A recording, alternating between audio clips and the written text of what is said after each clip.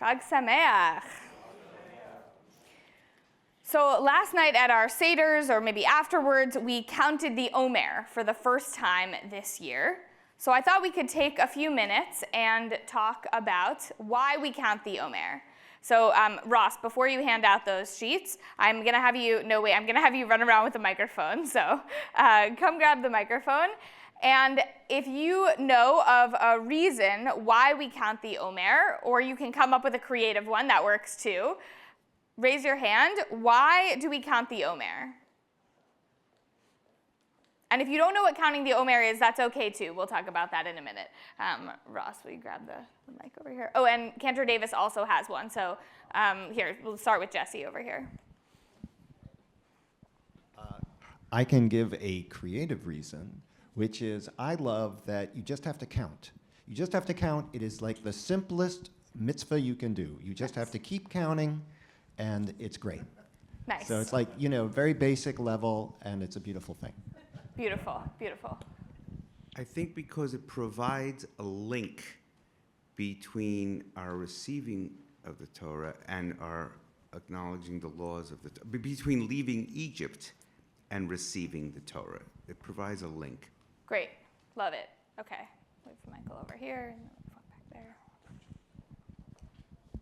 In a similar spirit, I'll also get a little bit creative. It builds anticipation towards Shavuot when we celebrate the receipt of the Torah. And so by counting for 50 days, we're building up to the next holiday, kind of like in Elul, we build up to the high holidays. We're building up to another holiday. And so it's great to connect one hag to another. Nice, nice. We're going to see those answers reflected in the text we look at in a minute. Yes. There's no date in the Torah for Shavuot. So we count Shiva Shavuot to Mimot, 49 days exactly, and it brings us to Shavuot. So that's why we count, so we know when Shavuot occurs. Very nice. How else would we know? Couldn't have it on the calendar. So I certainly agree with everything that has been said, and since we did read it in the Torah, there's a very good reason why we do it. We just read the mitzvah, but it is a complicated mitzvah because it's a mitzvah that actually has to be done in its entirety. And that means that if you miss one day, you've actually not been able to fulfill the mitzvah as required. So it's not as simple as it might seem. You have to do the whole thing. Correct. Right. So, sometimes the answer is because I said so. We read it in the Torah this morning, so that's why we do it. But yeah, you have to make it every day, or else you've missed your chance. Did anyone else have their hand up and not get an opportunity? Okay, so now Ross and Erica, if you have some sheets, we're going to pass them out. We're going to look at a couple of explanations for why we count the Omer. The first two, I'm going to summarize the first two sources on this sheet for you as they're coming around, because these are this is the basis in the Torah for why we count the Omer. And it's exactly as we've said. We have to count 7 weeks from Passover to Shavuot. And it was about bringing an offering of new grain to God. You count 7 weeks. And that's when the sickle is first put to the standing grain. So this was really based on an agricultural calendar that most of us, I'm guessing, in our Upper East Side apartments probably don't go outside to our balconies and find grain that we need to put a sickle to. But we count the Omer as a way of marking time from Passover to Shavuot. So now, as hopefully most people have gotten their sheets, we're going to look at a couple of more spiritual explanations, not just agricultural, for why we count the Omer. So the third source on the sheet, the one from Rambam, says, and I apologize to those online, I think you'll just have to listen today, Shavuot is the time of the giving of the Torah. In order to honor and elevate this day, we count the days from the previous festival until it arrives, like someone who is waiting for a loved one to arrive, who counts the days by the hours. So we heard that, right? That's about that, building that anticipation. There's this longing to reach the moment of revelation. And when we're so excited to reach a moment, we count to it. Sometimes we count down, or in the case of the Omer, we count up. We count each day until we're going to reach that milestone, and that shows how excited we are to finally reach the giving of the Torah.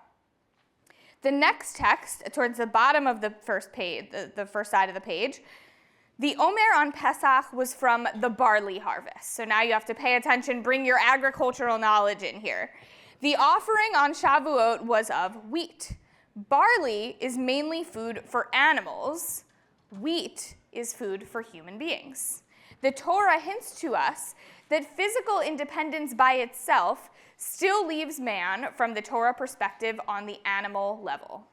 The counting of the 49 days signifies a sevenfold refining process and marks our progress to full human status with our acceptance of the Torah at Sinai 7 weeks after the Exodus. You like that? Okay, we need this time to sort of become fully human. Just like crops need time to develop from barley to wheat, barley is more animalistic, wheat more human, we have to be ready. Receiving the Torah at Sinai is no small task. We have to really ready ourselves, and that means being fully human. And just having left slavery in Egypt, perhaps we're really not ready yet. We need that refining process, just like the barley needs its refining process. We're going to look at one more text here from Hadar Cohen. Sfirat HaOmer, the counting of the Omer, starts in the evening of the second night of Passover, when we celebrate our freedom from Egypt, the ultimate Jewish liberation story. Yet once we are freed from the bondage of slavery, we are not fully prepared to stand up as free people. Rather, we need to undergo a transformative process to spiritually and psychologically prepare and cleanse ourselves. Once we have fully come into our liberated state, we are ready to receive the Torah on Shavuot, true wisdom, the divine word, direct experience of revelation. Sfirat HaOmer counts the days between Passover and Shavuot as a marking of time to prepare ourselves for our freedom. It is not enough to be free. We must do the hard work of introspection and self-examination to truly know our freedom. Sfirat HaOmer mirrors the journey of the Israelites from Egypt to Sinai. We left as oppressed people, and we became liberated through the time we spent in the desert. It is a spiritual spring cleaning, inviting us into inner transformation.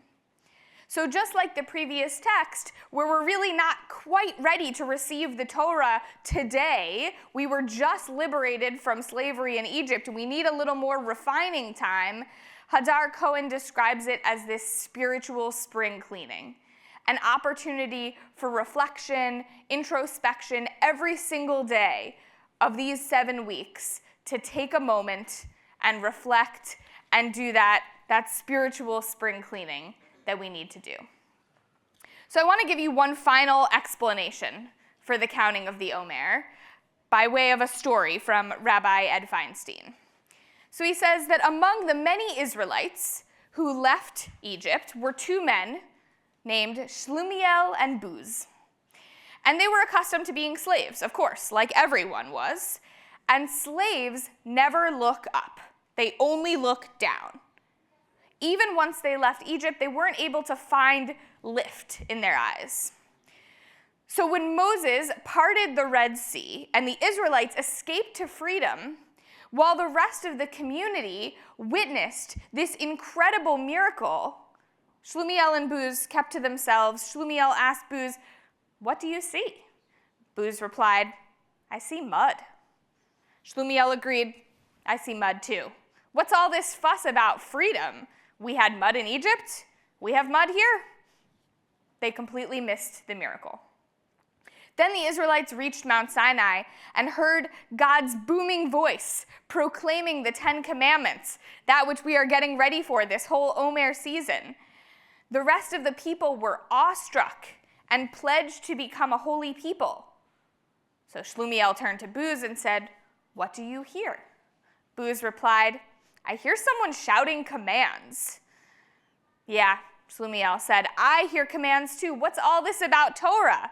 They shouted commands in Egypt. They shout commands here too. And so they missed the miracle of revelation too. Finally, after 40 years of wandering in the desert, the Israelites reached the promised land, the land they had spent all these years longing for and wandering towards. Buz asked Shlumiel, how do you feel? Shlumiel replied, my feet hurt. Buz said, yeah, my feet hurt too. What's all this about a promised land? My feet hurt in Egypt, my feet hurt here. Once again, the pair missed the miracle entirely. So what did Shlumiel and Buz do? They turned around and began walking back towards Egypt. Some say they're still wandering in the wilderness, looking straight down at the desert sand and complaining to one another. Others say they went back to Egypt, back to Pharaoh, back to slavery, back to what they knew. Still others say they've seen Shlumiel and Buz, or perhaps their descendants, walking among us, living right here, right now, missing all the miracles that are taking place around them all the time as they wander with their eyes cast down. If only they could lift up their eyes and see. Counting the Omer is sometimes referred to, we spoke about this, Brian said you can't miss a day. It's sometimes referred to as both the easiest and hardest mitzvah. It's the easiest because it just requires a simple blessing and statement. It's so much simpler and easier than abstaining from chametz, which we're doing right now, or doing a full prayer service, or engaging in Torah studies. So much easier. But it's also the hardest because it has to be done every single day. It requires a certain awareness, a mindfulness of the day and the season. And in this way, the Omer is meant to help us see the beauty and uniqueness in every day. It's a time to stop, to look up and around us, and be grateful for the new day and say a blessing. So there are lots of possible answers to the question of why we count the Omer, many of which you said earlier a few minutes ago. And whichever resonates for you, my hope is that this mindful practice over the next 7 weeks help you long for Torah, long for that moment of revelation and get excited for that moment, or refine your humanity, or do some spiritual spring cleaning, or maybe to be grateful for each new day. Chag Sameach.